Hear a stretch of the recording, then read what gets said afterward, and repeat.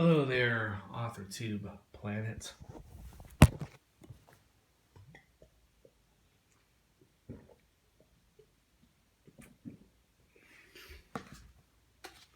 Today, I'm answering the 10 things you love or hate about writing. So let's get to it. Number 1, sadness. I hate sadness. I've been a YouTuber for 11 years, but I've only been an AuthorTuber for about a month. I started off doing talking vlogs and playing a little guitar, little music, nothing too serious. But I've done this AuthorTube thing, and it started off pretty good. I got 4 quick subscribers, and now today it's down to 3. That's fine. I want to be serious a little bit, I try to be silly with the drinking and the mask and all that. But my first subscriber was a girl named Sarah, also a writer, and I'm like, right on, I feel good. And then a couple more followed, and I'm like, right on. One of them's from Armenia, and I watched her a couple times in live write-ins. I work early in the morning. I gotta be at work at 4 a.m., and it kind of helped get me to sleep. I'm just like, trying to go to sleep, just relax my mind. And then the 4th one was a girl. She was also a writer, but I don't know anything about her. But 2 of the writers were connected, and one was a guy that made vlogs as he drove home, and they all seemed like cool people. But I lost one of them, and I'm really trying. I really write books. Here's my books. I got Cretans, Kiribati, Thermite, as the last 3 that were finished, and my work in progress is this one. I have a pretty decent education. A couple of my friends that I went to college with are published in Goodreads. So I really do take the discipline seriously, no matter how it seems. And I really mean to give good writing advice as far as, hey, I'm not the best person out there, but I might be able to help you. And I'm very contrarian. I don't think with regular people, and I love regular people, but someone's got to do something that's not regular, which is this. So let's try to move along here now. That's what I hate, sadness. What I like about writing is therapy. People are motivated for different reasons. Money, fame, prestige, etc. A lot of us go through things in life, and writing is great self-therapy. So we'll move on.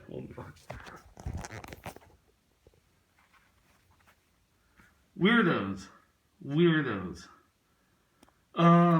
This is me being silly, though. I'm silly but serious. I started off playing guitar. I have more than 500,000 total views on YouTube. If you look around, I'm not going to try to promote the other sites right now. But people catch wind in real places like where I work. My name's Eddie Corona, the author. And my band, supposedly, when I did this, is like 5 for Fighting. 5 for Fighting is really one guy. So I called myself Eddie and the Whistlers for some reason. And when people in real life, they catch wind, oh, you're the guy that's done that or whatever. And then I hear an irregular amount of people whistling. And it happened a day. And it's like they're trying to send me secret messages. Instead of telling me, hey, I watched a YouTube video with you, they make indirect references. So basically, once in a while I come across weirdos. Okay? Okay, the fourth thing is method. The thing I like about writing is method. What do I mean by this? It's real bizarre how some people are plotters, some are pantsers, some write crime, some write comedy, romance, fantasy, whatever. And everyone has their own method. And I like that. There's no right way, in other words. I write like a journalist. What do I mean by that? I get writer's block unless I get my work out to the public and post it on the internet. And then once it's out there, I feel obligated to keep the story as it is. And what you got to think about this, my analogy for people that love to do revisions, here's my method, and I don't get writer's block because of it, for the most part, is it's like a bad Super Bowl, like the Rams and the Patriots this last year. Horrible Super Bowl. Now you're the color commentator as an author. And most of the Super Bowls are very good and entertaining, but this last one was horrible. But you still got to tell people how things went down. And you can't get to the end of the Super Bowl and it's like, yeah, this was real weak because it was a bad Super Bowl. You got to stick with the story is my method because I put my story out there. And I kind of want to change it, but the public's already bought into it.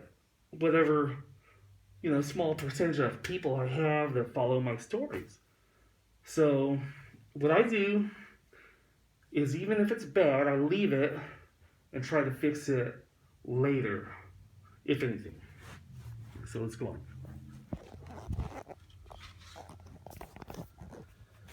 Okay. Education. Oh, I wrote weirdos again. I don't know why. What happened with education here is I liked going to college. I liked to learn stuff. And when you research for your story, you self-educate.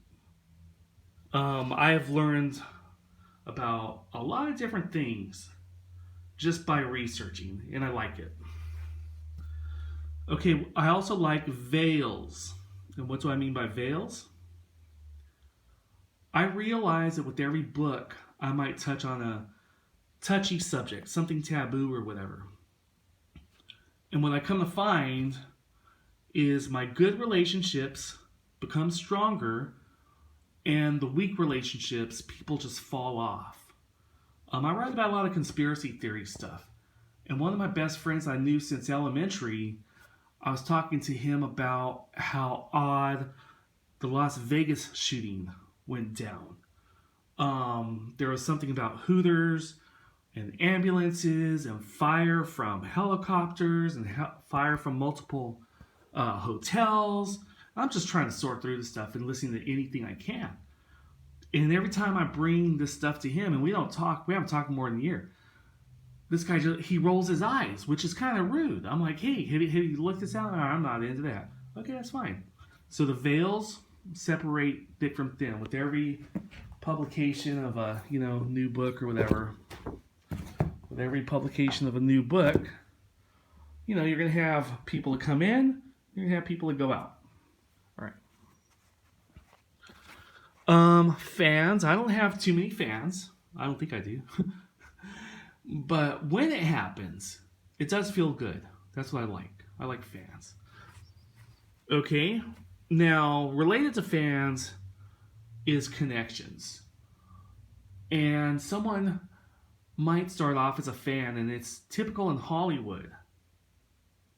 I don't know how typical, but to become starstruck by another star. I think this happened with Katie Holmes and Tom Cruise, where she was a big fan of Tom Cruise, and then she became his wife. So sometimes you start off as a fan, but then you become a connection, and that it feels good. It feels good when that happens. And sometimes the connections aren't so obvious, but loneliness. I don't like the loneliness of writing. I wouldn't wish this on my enemy, this profession. If it's a profession. And if it's a hobby, I still wouldn't wish it on anyone. Because you're alone at your keyboard. But, wait a second. You're not really alone because you have the imagination of a person that can conjure your friends and family and alter it in the form of different characters. But when I was younger, I used to feel sorry for Stephen King. As much money as he made and everything, I felt sorry for him. And it's like, wow, sooner or later you have enough money that you don't need to be alone at a typewriter anymore. You could be on a yacht with many people. There's a quote by Robin Williams. He said the worst thing in life isn't being alone, but it's being around people that make you feel lonely. Something like that. Okay, and what's number 10? Bragging rights. Okay? When you write a book or two or three, you know, you get to tell people. You get to tell people about it. And it backfires. It does backfire, in the form of people are like, oh, now you think you're all this, and then, whatever, how that goes. But there's a few people who are like, yay, and, it's nice. That's kind of nice. So, there we go.